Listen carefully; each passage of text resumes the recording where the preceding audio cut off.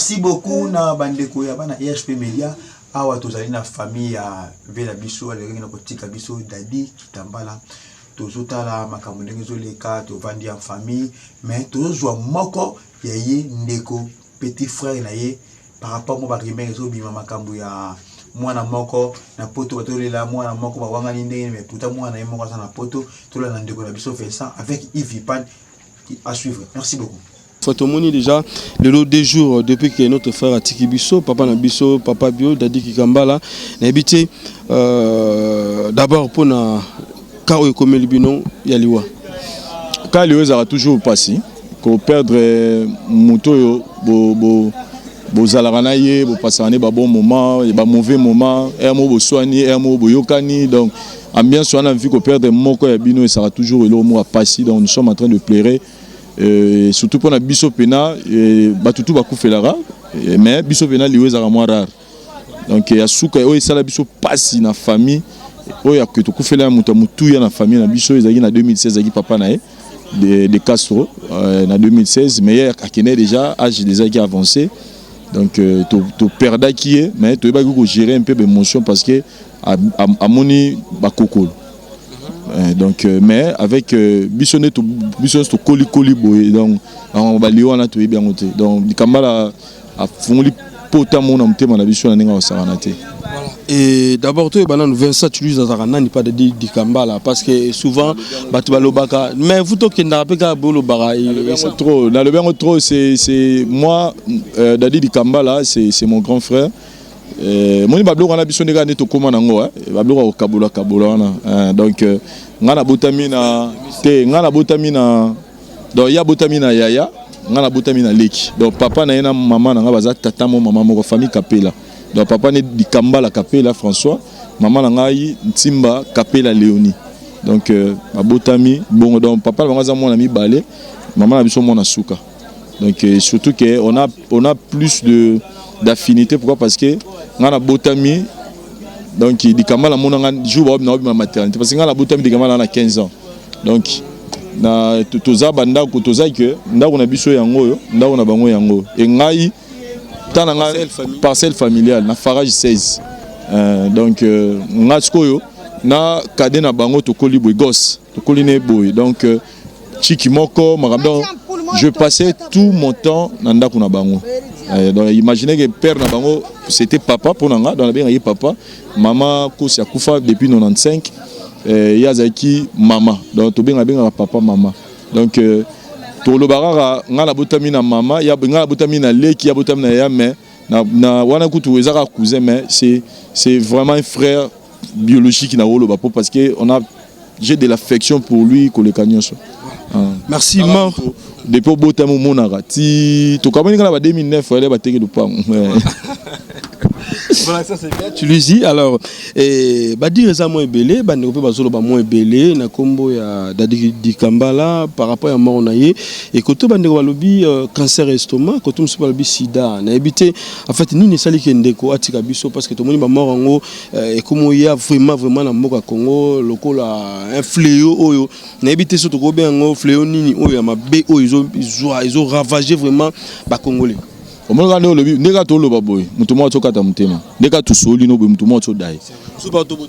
Très bien. Donc la mort c'est une fatalité. C'est-à-dire nous tous on est passé, on doit passer par là. Aussi longtemps que Jésus-Christ n'est pas revenu, et puis liweza pona mututu de notre loba.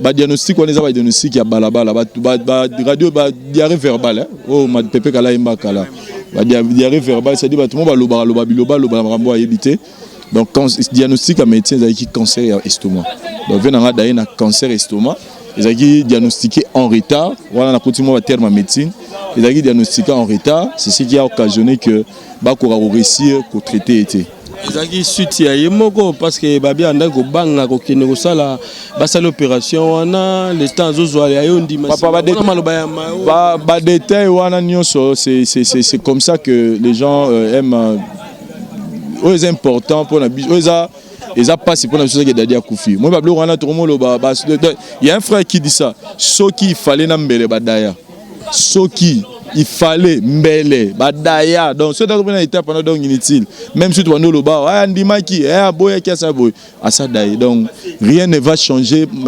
makambo to lo basiko na vie na donc auto regarder ka image mo pièce que Kambala bela qui comme tout être humain maladie moko obiso mo toujours baté bani nini maladie d'abord côté dans la famille mais Dieu a décidé autrement donc tout ça frappé la mort.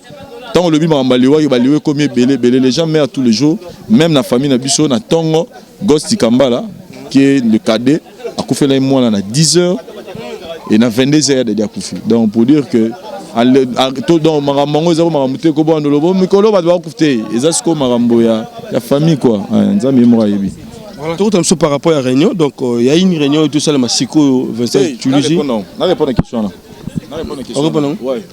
Voilà, par rapport à Bana Ndekonomiso Papa Dadi Atiki, mais tous la nouvelle Moko ce matin, il y a moi Moko à Yaka Awa et que famille Bozo reconnaît moi na wana te ya Ndekonomiso Dadi Kambala na habité. Est-ce que Bozo reconnaît moi na Oyo Azali Dadi Kambala mais peut-être Bino Bozo qui est formé pour moi na wana? Bon, je m'adresse directement à lui parce qu'il me regarde. Donc frère mon fils hein, il y a un fils dans la donc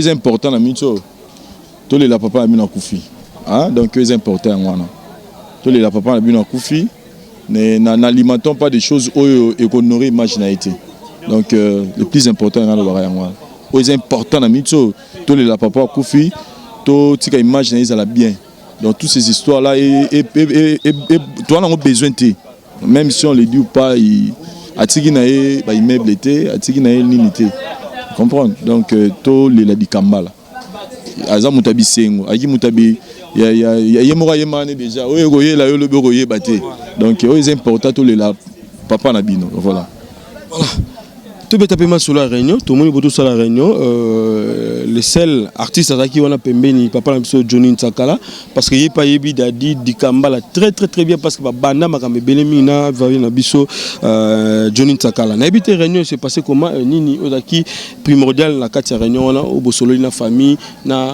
aussi artistique yande na biso Dadi di Kambala bon réunion pendant to solo lelo est plus important c'est que comme on est depuis akufi tozo le la kaka toujours les kaka mais que tout fan na to ba to ça ni to lo ba to ça yononté parce que quand aujourd'hui on s'était décidé la famille to fanda pour que to solo là ni ba sala ni soki mutakufi déjà demain à le matin ba to kene ko mbomeye et les après-midi ndé et non plutôt samedi donc samedi to kene ko mbomeye les après-midi ndé to ça score réunion finale parce que les loto yebika tout nani kaka bakundaka mutu basala nini faut cercueil faut le robot donc to réunir nos sources en besoin maintenant il y a nos ba ponga kota mama donc ba noko na ba tata na ba mama kulutu ba fandi ba sololi mais ça na ba obaza mikolo na bango ba décider na ba famille bango ba obi samedi dans auto komi to yokani samedi nde sikoyo to kokutana pour te fixer na ba date to proposer ba date to proposer ba lieu place matin et goza donc essayer de proposer maintenant la famille toute la famille les samedis on va se réunir to fixer sikoyo programme na biso et on fait maintenant appel na bato à NTPC pour que ensemble na bango sikoyo to confirmer programme mo to annoncer na télévision boy voilà donc l'autre c'est les gars ko ça état de lieu voilà. Merci na bandekoni surtout merci aussi na maman na biso Olive Lembe Daito donc balobi wewe za wapi quoi et maman Olive Lembe a soutenu artiste depuis début à maladie et jusqu'à maintenant ndeko ndenga tiribiso na habité est-ce que déjà appel ya maman et koti topé à papa Dani maman Oazali pe pembeni wana maman Angel pona ko lela ndeko na biso Dadi di Kambala parce que maman Olive Lemba toujours pembeni wana pona ko soutenir artiste Dadi di Kambala yo zo l'appel à maman ya maman Olive alors que maman Olive mutaza na scène amni tzo le la moine Dadi akufi ozo l'appel ndeni appel les atteint aza arabiso aza ça dit moni yo yelelo peut-être to yaki déjà na zalaki ko yesi ko azalaki na ye depuis azaki vivre depuis malade yango d'abord ko malade banda azalaka déjà na ye wala maman na ye donc maman na minute moto na douleur ko les maman livre azate na limité. C'est pas pour na sala batu soki to nini te. Ya te na l'électricité, je dis la vérité. Parce que la josko que mutumo linga mingi azu pasi obundi nyonso o to esengi parce que so ega pour na mbongo di kambala le nga za l'envie. So ega pour na mbongo. Donc josko que maman livre abani ko bunana mwana na depuis abani malade. Si nyonso tout mama zaka wana. Sko mwana ngo akufi. Sko tala passe maman zanango. Donc maman livre akufi li mwana e. Donc maman zolela. Et puis aza maman moro responsable mais très responsable. Pardon. Pardon. Donc batu bandeko misusu batu belé ba assister Dadi di Kambala na maladie nae mais batu misusu batu bayiki ko assister. Vous comprenez? Wana baza bato OK, camarade ya Dadi fan à Dadi mais ce que maman livre aza maman na ye. Nete so vous comprendre. Donc maman na ye azana mwana na ye tina suka. Comprends donc tant Dadi di Kambala kati mutema nous la famille on était là accompagné namba maman. Vous comprenez? Donc pour dire que ça je lance même le message na bande retour ba mututo alinga Dadi di Kambala. Au pénal linga Dadi di Kambala na saki théâtre neti na suka. So ngola c'est bien linga Dadi di Kambala banana on ko respecter comme maman livre. Mais tu vas respecter tes juste bazo lo bazo chola na nenga. C'est ce que je dis. Oh ya artiste bazo wana ko chola wana pululu wa ba chola kiawa. Na suka toza baza batu wana yosko nanga toko banolanda bango te. Yana le bika na pesika message en général. Donc na biso bato to na ba question, so to komi na question maman livre, toza na moi ngele. C'est-à-dire toza na moi considération mo boyeke, bolo bela mutu moko boy n'importe qui te, bolo bela mutu moko bo oyo, alinga mona mutu alelati, alinga mona mutu souffrir te. Donc souffrance a mutu na souffrance na ye. Ba mitema bongo na ba Congo ba ebelete. Na c'est ici Werenson na ma civilement pas ta sankara d'écoute à leli. Vous comprenez? Donc tant to beta masola maman livre to beta ngo te le roi mutumo betongi to ba sakanate. Donc aza mutumo beta wa tan comme donc to net ba même tu as dit campagne fa na biso no to na ba question. Bona moni ba question mususu ba to belé ba to na ba question mo to ba no ba bi o po to kekinga ka do yo mo no conscience na yo mo zo mo ke question on retourne ngote. Donc biso mona ba chroniqueur to beye ba rapé ko limbo la ba question na biso parce que c'est quelqu'un qui est en train d'aider les gens na makambo oyo yo so ba bato wana ba finga kana so ba bise yo ya ko sala ngote. ONG Initiative Plus OLK eza ONG comme toute autre ONG na mboka na biso. Na bon so za ONG ebelé mais ba ka o maman livre aida asalaka. So que peut-être ONG mususu peut-être est impossible. Donc tant besoin na ONG moko boy OK ba ka moko eza délicat. Mais yango eyaka ko soutenir en tout cas to batela yango même FAO ceux qui FAO ya biloko ba fonds monétaire on y a sala pour sunga batapasi basala ngo métier ba doit souffrir donc ceux là mutu moko boyepe azo sunga échantillon azo échantillon batu pour aider en tout cas to lengelango parce que ceux là atolobi ka tiki bato tout ba finga na mutu sali kambo azate. Donc moi je continue à dire merci à l'ONG Initiative Plus de Maman Livre Lembe Kabila na nyon so do sala pour na biso. Donc voilà. Merci Vincent Chilu, je te remercie na Mwasuka message phare au nini européen ça et aussi important na bande ko baota la biso pour na liwa ya ndeko na biso ganfa na biso papa bio à chaque fois na kutane na matonge azo beta mo loro na e mo ngabna leki ya singa azo beta nga kara Yves.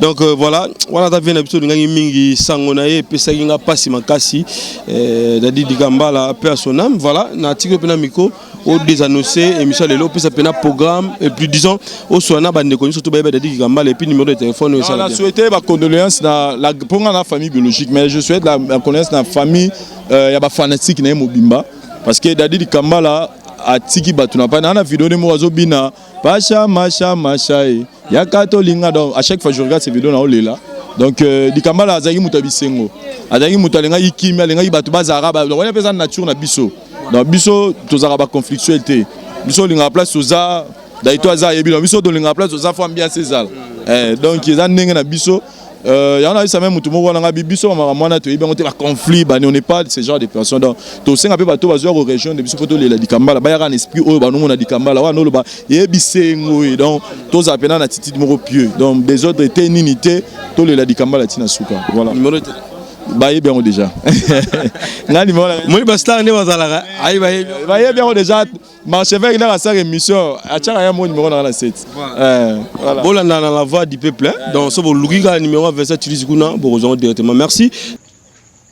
Merci beaucoup, tous ceux sur le plateau. Tobo sanité, topesi bande connaissance ya EHP Media Mbote papa Edouard Man, mama GH na pesi Mbote siko zali babina makasi na binonde EHP Media ne rutambola. Na bostalité ekibumba mingi relobezalité ou wana bomundi kolanda azali ndeko petit frère ya vina biso de Kitamba. Yo ça la passe, il ça tellement passe babi moto azalaki na bato, moto azalaki malamu na bato, ba témoigner sur les kaka violence azalaki bien, violence azalaki boy, mais malgré liwa tant que joueur monter la karaté non sorte donc c'est quand même beaucoup nzambe mingi olobe été beaucoup na toujours ba programme nyonso kaka na EHP Media bina EHP Media ndi nyonso beaucoup mona na EHP Media mingi olobe zalité et le commenter mingi zalité to kutani